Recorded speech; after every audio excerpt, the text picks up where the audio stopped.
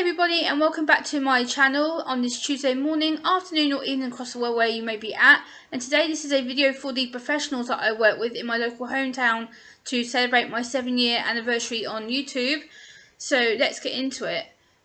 Wow, today is a special anniversary for my channel, 7 years. I want to say I'm totally surprised that I'm still here 7 years later. Where has that gone? A lot has changed for me during this time. When I first came onto YouTube, I was very naive and immature. I didn't know what I was doing. My social worker was the one who suggested I should research autism on the platform, and what I found, there was no support for young adults like me back then. So I then contacted her and she suggested I create my own channel. At first I told her, "You must be joking. I don't want to be laughed at, mocked, bullied. Nobody will want to listen to me." But then I started to rethink about that decision about creating content to share with others about my diagnosis and my journey. During this 7 years, it has sure been challenging with my family and exhausting for me, but I've had the most amazing local community support. First, from my local former MP Ben Gummer from my hometown. He helped me out a lot with my campaigns and still remains a fantastic friend to this day.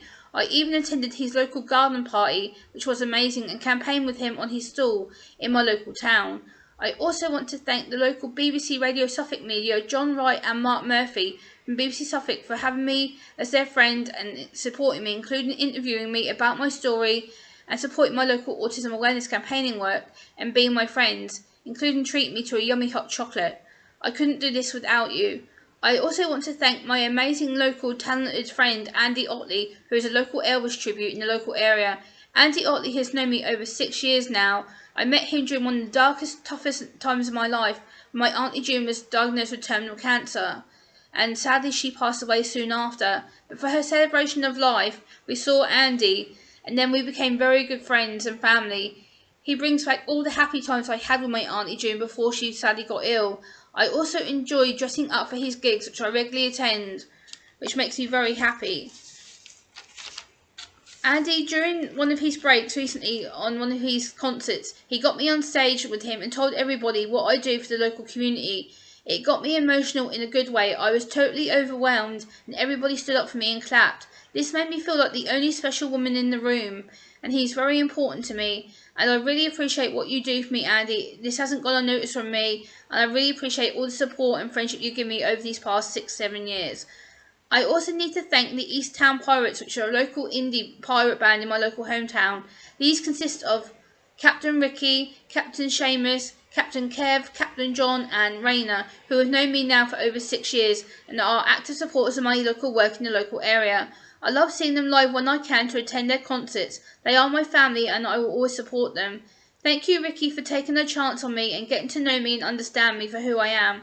Next, I also have to thank Annie Clements from Autism and ADHD in Ipswich, who has helped me by giving me my first ever opportunities to speak publicly on my diagnosis and my story, and given me many training opportunities to be a public speaker in many organisations, including introducing me to Ali Bogus, the childcare and social work lecturer at the local university, who again has given me many opportunities to be a public speaker and teach her students around autism and disability.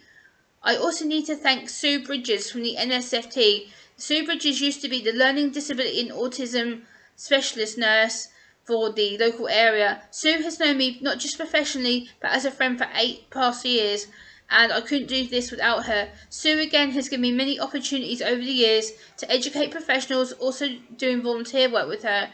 Having understood that she's increased my confidence so much, I don't ever think I could do this without her, let alone stand alone in big groups of people. Sue, you're always going to be my friend, and congratulations on all your hard work you've achieved over the years with me. I know I've been extremely difficult to deal with and work with at times, but you've never given up on me. You've always stood by my side and continued to support me and give me advice when I've sought it from you. You are helping me to be a better and stronger person. I couldn't be who I am without you. So the next person that I need to thank is Roger Blake, the Learning Disability and Liaison Nurse from Ipswich Hospital in my local hometown, who has known me now for plus 7 years, and has given me so many opportunities to educate professionals about my life living with autism. Roger, you have made me time and time again very truly happy, and you've took the time to be my friend and a professional to include me in your trainings, and I sincerely appreciate everything that you've done for me over the years. I wouldn't have any other way to do what I do within the hospital without you and your work. You are truly an angel, involving me in the Learning Disability Action Group, which has improved my communication skills greatly, to so much so I've got to share my diagnosis and journey, what I feel will help to improve communication with patients with autism who access the hospital. So now I need to thank the Adult Autism Diagnostic Service, Trudy, Colum, Marcina, and others who work within the organisation who assessed me back then and came to the decision that I was in fact on the autistic spectrum. These guys have all become my colleagues and friends, and I've been volunteering with them for over 4+ years now, and again, they have given me my independence back, my speaking skills, my communication, my trust, and we've built up a professional rapport as we work as part of a team. I've come such a long way since then. I truly feel this is where I found my voice and my passion for campaigning and advocacy. Thank you so much, Trudy, for helping me to realise my potential and my skill set. I have never realised it before now. I truly owe you a lot of gratitude and volunteer work. So again, thank you from the bottom of my heart for being part of my journey with me. So yeah, I just wanted to make that known publicly, that these guys have truly helped me over the years. They've been there for me when I didn't think no one else would. And I also need to thank my local hometown, Tom Hunt.